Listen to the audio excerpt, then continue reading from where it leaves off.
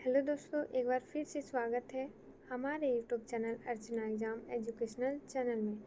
दोस्तों, ये वीडियो बहुत ही ज़्यादा इम्पॉर्टेंट होने वाला है और इस वीडियो में क्लास 11th का ज्योग्राफी का वायरल इम्पॉर्टेंट क्वेश्चंस मैं बताने वाली हूँ, जो कि बहुत ही ज़्यादा इम्पॉर्टेंट रहने वाला है फाइनल एग्ज़ाम के लिए। ठीक है, तो वीडियो को पूरा देखें, अंत तक देखें बिना स्किप करते हुए। तो चलिए वीडियो को स्टार्ट करते हैं। दोस्तों, ये सारे प्रश्न प्रीवियस ईयर के मॉडल प्रश्न हैं ज्योग्राफी क्लास 11 का। इस सेट 1 में 35 सवाल दिया हुआ है, जो कि बहुत ही ज़्यादा वायरल और इम्पोर्टेंट होने वाला है। तो देखिए फटाफट हर एक प्रश्नों को और उत्तर को। तो देखिए, पहला सवाल है, भूगोल शब्द का प्रयोग किसने किया? भूगोल शब्द का प्रयोग किसने किया? तो इरेटास्थेनिस ने किया। ठीक है, इरेटास्थेनिस ने किया। ऑप्शन नंबर ए करेक्ट हो जाएगा। नेक्स्ट देखिए 2 नंबर सवाल को। 2 नंबर सवाल क्या कह रहा है? डोडा बेटा चोटी निम्नलिखित में से कौन सी पहाड़ी श्रृंखला में स्थित है? डोडा बेटा चोटी निम्नलिखित में से कौन सी पहाड़ी श्रृंखला में स्थित है? दोस्तों, मैं 2 नंबर सवाल बताने से पहले आप लोगों को बताना चाहती हूँ कि जितने भी इंग्लिश मीडियम वाले स्टूडेंट हैं वो इंग्लिश को देखिए और हिंदी मीडियम वाले हिंदी को देखिए। ठीक है, इंग्लिश हिंदी दोनों मिक्स है, मतलब मिला के ही दिया हुआ है, तो फटाफट देख लीजिएगा। तो देखिए, मैं सिर्फ हिंदी को ही पढ़ रही हूँ, इंग्लिश को आप लोग देख लीजिए, इंग्लिश मीडियम वाले। ठीक है, देखिए 2 नंबर सवाल को। अब 2 नंबर सवाल कह रहा है, डोडा बेटा चोटी निम्नलिखित में से कौन सी पहाड़ी श्रृंखला में स्थित है? तो हो जाएगा नीलगिरी में स्थित है। ऑप्शन नंबर ए करेक्ट हो जाएगा। नेक्स्ट देखिए 3 नंबर सवाल, निम्नलिखित में से कौन सी नदी द्रोणी भारत में सबसे बड़ी है? निम्नलिखित में से कौन सी नदी द्रोणी भारत में सबसे बड़ी है? तो गंगा हो जाएगा, सबसे बड़ी नदी गंगा हो जाएगा भारत में नदी द्रोणी। तो भारत में है Ganga. Option number B correct हो जाएगा। नेक्स्ट क्वेश्चन 4 नंबर सवाल देखिए दोस्तों, पृथ्वी की उत्पत्ति की संबंधित ज्वारीय परिकल्पना का प्रतिपादन किसने किया? पृथ्वी की उत्पत्ति से संबंधित ज्वारीय परिकल्पना का प्रतिपादन किसने किया? तो हो जाएगा सर जेम्स जीस ने। सर जेम्स जीस ने। ऑप्शन नंबर ए करेक्ट हो जाएगा। नेक्स्ट क्वेश्चन देखिए, पृथ्वी के क्रोड पर कौन से 2 पदार्थ पाए जाते हैं? पृथ्वी के क्रोड पर कौन से 2 पदार्थ पाए जाते हैं? तो कौन से पाए जाते हैं? तो हो जाएगा निकल और लोहा पाए जाते हैं। ऑप्शन नंबर सी करेक्ट हो जाएगा। सी 5 का करेक्ट उत्तर हो जाएगा। नेक्स्ट 6 नंबर सवाल देखिए दोस्तों, निम्नलिखित में से कौन से स्थान भारत में सबसे ठंडा है? निम्नलिखित में से कौन सा स्थान भारत में सबसे ठंडा है? ठीक है, तो ठंडा कौन सा होगा? तो हो जाएगा द्रास। द्रास ही ठंडा है भारत में, सबसे ठंडा पानी द्रास में है। ठीक है, ऑप्शन नंबर ए करेक्ट हो जाएगा। 7 नंबर क्वेश्चन देखिए दोस्तों, प्रादेशिक भूगोल किस विद्वान द्वारा प्रतिपादित किया गया है? प्रादेशिक भूगोल किस विद्वान द्वारा प्रतिपादित किया गया है? तो 7 का उत्तर हो जाएगा कार्ल रिटर के द्वारा प्रतिपादित किया गया है। कार्ल विद्वान द्वारा प्रतिपादित किया गया है प्रादेशिक भूगोल का। ऑप्शन नंबर ए करेक्ट उत्तर हो जाएगा। नेक्स्ट देखिए 7 हो गया। अब 8 नंबर सवाल देखिए, निम्नलिखित यामोत्तर में कौन सा भारत का मानक यामोत्तर है? निम्नलिखित यामोत्तर में कौन सा भारत का मानक यामोत्तर है? तो हो जाएगा 82 डिग्री 30 पूर्व 82 डिग्री 30 पूर्व हो जाएगा। ऑप्शन नंबर बी करेक्ट हो जाएगा। नेक्स्ट देखिए 9 नंबर सवाल को, निम्नलिखित में से कौन सी भू आकृति का निर्माण नदी की अपरदन क्रिया द्वारा होता है? निम्नलिखित में से कौन सी भू आकृति का निर्माण नदी की अपरदन क्रिया द्वारा होता है? तो हो जाएगा जॉर्ज के द्वारा होता है, George. Option number A correct हो जाएगा।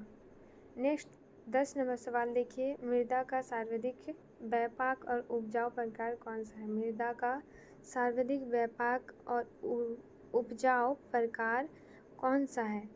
तो हो जाएगा जलोढ़ मृदा। मृदा यानी कि मिट्टी का सर्वाधिक व्यापक और उपजाऊ प्रकार है जलोढ़ मृदा। ठीक है, मिट्टी। ऑप्शन नंबर ए करेक्ट हो जाएगा 10 का उत्तर। नेक्स्ट 11वां सवाल देखिए दोस्तों, क्या कह रहा है कि निम्नलिखित में से कौन सा सबसे छोटा महासागर है। निम्नलिखित में से कौन सा सबसे छोटा महासागर है, तो हो जाएगा आर्कटिक महासागर। आर्कटिक महासागर ऑप्शन नंबर ए करेक्ट हो जाएगा। नेक्स्ट क्वेश्चन देखिए, ऐसे आप लोग बताइएगा कि महासागर कितने होते हैं और कौन कौन से हैं। किस राज्य में लोकताक झील स्थित है। किस राज्य में लोकताक झील स्थित है, तो हो जाएगा ये मणिपुर में स्थित है लोकताक झील। याद रखिएगा, मोस्ट इम्पॉर्टेंट है 12 नंबर सवाल।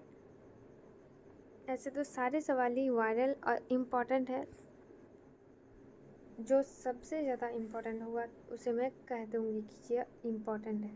मणिपुर लोकताक झील स्थित है। मणिपुर में लोकताक झील स्थित है। ऑप्शन नंबर सी करेक्ट हो जाएगा 12 का। अब 13 नंबर सवाल को देखिए, निम्नलिखित में से कौन सी गैस सौर्य से आने वाली हानिकारक परावैंगनिक किरणों से बचाती है। निम्नलिखित में से कौन सी गैस सूर्य से आने वाली हानिकारक परावैंगनिक किरणों से बचाती है, तो हो जाएगा ozone. Option number B correct हो जाएगा। 8 नंबर से पढ़ते हैं ये क्वेश्चन, ये भी ज़्यादा इम्पॉर्टेंट है क्योंकि 8 क्लास से चलते आ रहा है और अभी तक चलेगा, 12 तक भी चलेगा ये क्वेश्चन। ठीक है, इम्पॉर्टेंट है, याद कर लीजिए क्वेश्चंस को। ओजोन हो जाएगा 13 का उत्तर। नेक्स्ट 14 नंबर सवाल देखिए दोस्तों, क्या कह रहा है, निम्नलिखित में से कौन जैवमंडल में सम्मिलित है। ठीक है, निम्नलिखित में से कौन जैवमंडल में सम्मिलित है, तो सम्मिलित है सभी जैव और अजैव, जैव और अजैव जीव सभी सम्मिलित है जैव और अजैव जैव मंडल में। ठीक है, निर्जीव और जीव मतलब जो मरे हुए हैं वो भी, जैसे पेड़ पौधे, वो तो बोल नहीं सकते और वो चल भी नहीं सकते हैं। पेड़ पौधे, लकड़ी, ऐसे तो पेड़ पौधे मरे हुए नहीं हैं क्योंकि वो जिंदा होते हैं। ठीक है, चल नहीं पाते हैं, ऑक्सीजन लेते हैं, पानी पीते हैं, सब कुछ करते हैं। जैसे कि अजैव हो जाएगा कुर्सी, चेयर, टीवी, पंखा, ये सब अजैव और जैव में आ जाएगा। सूर्य, मनुष्य, जंतु और पेड़ पौधा वो हो जाएगा जैव में। ठीक है, और आदि भी रहता है। देखिए C14 का उत्तर हो जाएगा। नेक्स्ट 15 नंबर सवाल, भारत के किस राज्य में बाढ़ अधिक आती है। भारत के किस राज्य में बाढ़ अधिक आती है, तो भारत के असम राज्य में बाढ़ अधिक आती है। 16 नंबर सवाल को देखिए, निम्नलिखित में से किन पवनों को हिम पक्षी अथवा हिम हिरनी कहा जाता है। निम्नलिखित में से किन पवनों को हिम पक्षी अथवा हिम हिरनी कहा जाता है, तो कहा जाता है चीनूक को कहा जाता है। ऑप्शन नंबर डी करेक्ट हो जाएगा। नेक्स्ट 17 नंबर सवाल देखिए, भारत में सबसे अधिक वर्षा होती है। भारत में सबसे अधिक वर्षा कहाँ होती है, आप लोग को बताना है। तो सबसे अधिक वर्षा होती है मानसीराम में। यह भी बहुत ही ज़्यादा इम्पॉर्टेंट है। यह भी क्वेश्चन 17 नंबर क्वेश्चन इम्पॉर्टेंट है। देखिए, नेशनल पार्क और पशु विहार निम्नलिखित में से किस उद्देश्य के लिए बनाए गए हैं। नेशनल पार्क और पशु विहार निम्नलिखित में से किस उद्देश्य के लिए बनाए गए हैं, तो संरक्षण के लिए बनाए गए हैं। ऑप्शन नंबर डी करेक्ट हो जाएगा, संरक्षण के लिए बनाए गए हैं। 19 नंबर सवाल देखिए दोस्तों, क्या है, निम्नलिखित में से कौन सा भारत का पड़ोसी देश नहीं है। ये जो 4 ऑप्शन दिया हुआ है इनमें आपको बताना है कि पड़ोसी देश कौन सा नहीं है भारत का, तो हो जाएगा थाईलैंड। थाईलैंड नहीं है पड़ोसी देश भारत का। 20 नंबर सवाल देखिए, निम्नलिखित में से कौन सा कठोरतम खनिज है। निम्नलिखित में से कौन सा कठोरतम खनिज है, तो कठोरतम ये भी ज़्यादा इम्पॉर्टेंट है, हीरा हो जाएगा कठोरतम। ये भी वायरल और इम्पॉर्टेंट है, 8 क्लास से चलते आया है कि कठोरतम खनिज कौन सा है या फिर धातु कौन सा है, तो हीरा होता है ना। तो देखिए ऑप्शन नंबर 20 का ऑप्शन नंबर ए उत्तर हो जाएगा। नेक्स्ट 21 सवाल देखिए, ज्वार भाटा के निर्माण के लिए कौन सा बल उत्तरदायी नहीं है? ज्वार भाटा के निर्माण के लिए कौन सा बल उत्तरदायित्व नहीं है? तो उत्तरदायित्व नहीं है कोरियलिस बल, यानी शक्ति। बल या फिर शक्ति दोनों सेम होता है, बल और शक्ति दोनों सेम होता है। कोरियलिस शक्ति, ठीक है। नेक्स्ट देखिए, सिमिलीपाल जैवमंडल निश्चय निम्नलिखित में से किस राज्य में स्थित है? सिमिलीपाल जैवमंडल निश्चय निम्नलिखित में से किस देश में स्थित है?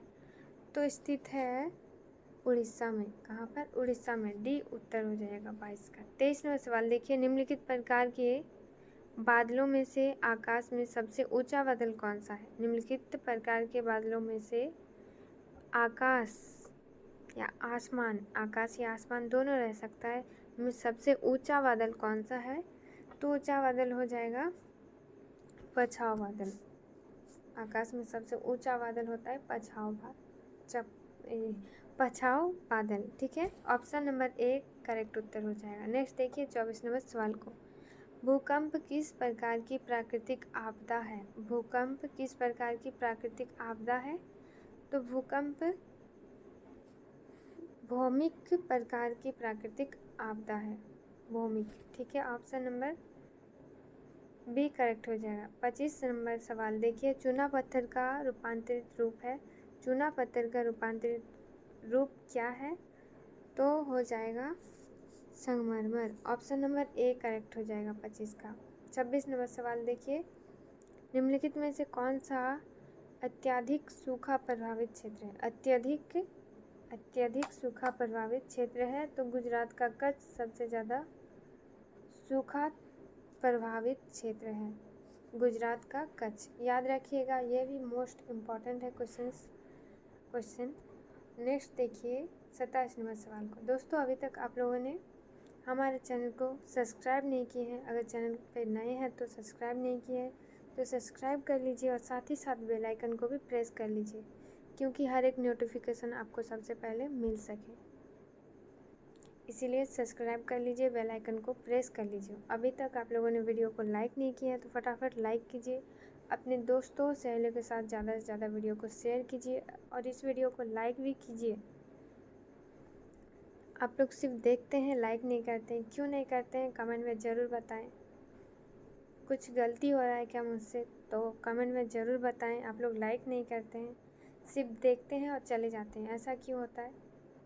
इतना मैं दिक्कत क्या, इतना मैं आप लोगों के लिए बना रही हूँ, तो सपोर्ट कीजिए ज़्यादा से ज़्यादा, जितना हो सके आप लोगों से। अपने दोस्तों सहेलियों के साथ वीडियो को शेयर कीजिए ताकि उन्हें भी अच्छा अंक प्राप्त हो, आपको भी अच्छा अंक प्राप्त हो बोर्ड परीक्षा 11th क्लास में।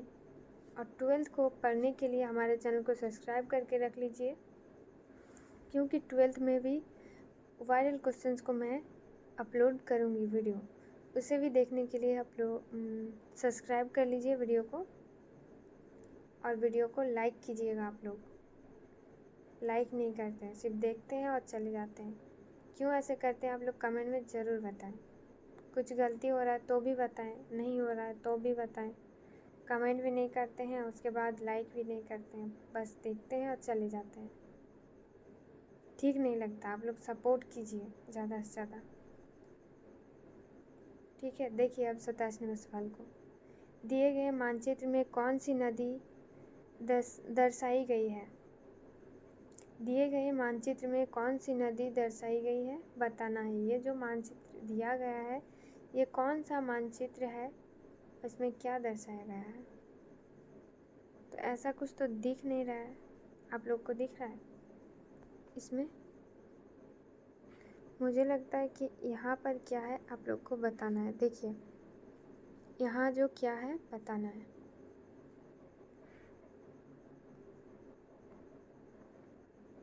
तो दिए गए मानचित्र में कौन सी नदी दर्शाई गई है? तो होगा नर्मदा नदी दर्शाई गई है। ऑप्शन नंबर सी करेक्ट होगा, ठीक। देखिए अब 28 नंबर सवाल को, निम्नलिखित में से कहाँ पर दिन तथा रात सबसे बड़ा होता है? निम्नलिखित में से कहाँ पर दिन तथा रात सबसे बड़ा होता है? तो वो है जगह ध्रुव में। ध्रुव में दिन और रात सबसे बड़ा होता है। ध्रुव में पोल, ध्रुव नहीं होगा, शायद ध्रुव होगा, ठीक है। ध्रुव में दिन और रात सबसे बड़ा होता है, ध्रुव में। ऑप्शन नंबर सी करेक्ट होगा, ध्रुव।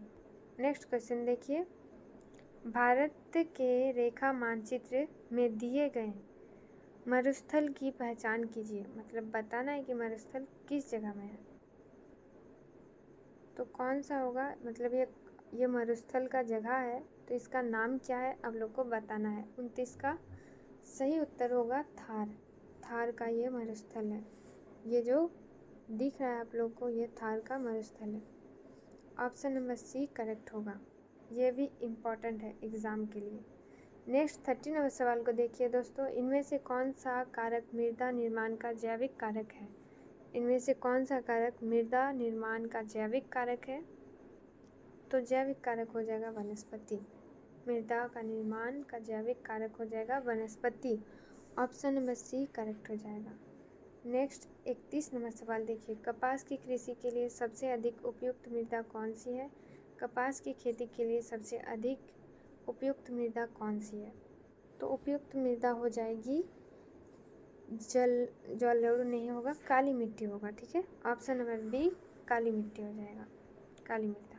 नेक्स्ट देखिए 32 नंबर सवाल को, क्या कह रहा है, निम्नलिखित में से कौन प्राकृतिक आपदा नहीं है। निम्नलिखित में से कौन प्राकृतिक आपदा नहीं है। तो प्राकृतिक आपदा क्या भूकंप नहीं है, भूसंकलन या सुनामी या परमाणु विस्फोट। क्या हो जाएगा, तो परमाणु विस्फोट नहीं है, क्योंकि यह मनुष्य द्वारा फोड़ा जाता है परमाणु विस्फोट।